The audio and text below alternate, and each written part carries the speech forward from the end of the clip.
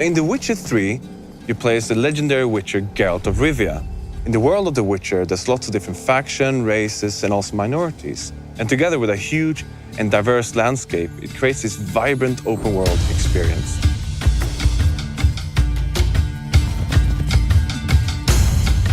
Witchers are outcasts. They're mutants, itinerant monster hunters who roam the world, hunting down and killing monsters, often for meager pay. Children destined to be witchers are taken from their parents and enter witchers' schools. And the training there is grueling. And it ends with a series of mutations that impart the special abilities, the accelerated reflexes, that render witchers uniquely suited to hunting down and killing monsters.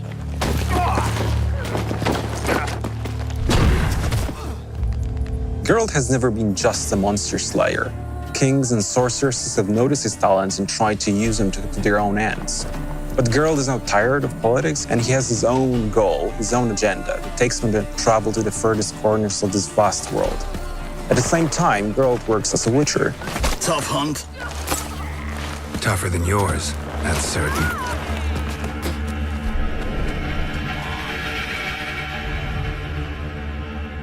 Monsters within the world are blend from legends: Norse, Western, Slavic.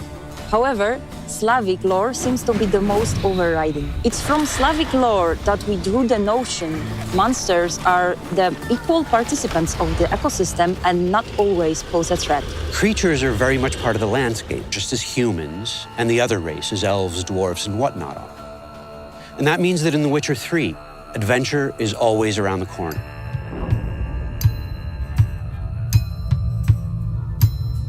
Well, the world of The Witcher 3 is actually 35 times bigger than the one presented in The Witcher 2. And has a huge diversity of different areas. You have the swampy, murky place of no man's land, where there's a danger around every corner, to the harsh climate of the Skellige Islands, where there's strong and proud people living there. And also we have the metropolitan of the north, called Novigrad.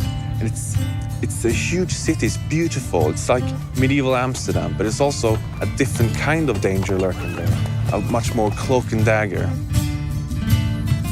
What distinguishes the world of The Witcher is that it takes things fantastic and it grounds them, renders them believable, places them in mature context.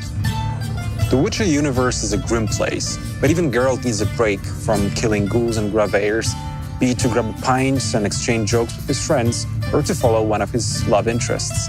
And it's these lighter moments, many and varied, that render Geralt's life believable, immersive, and constitute a break from what would otherwise be all-pervading doom and gloom.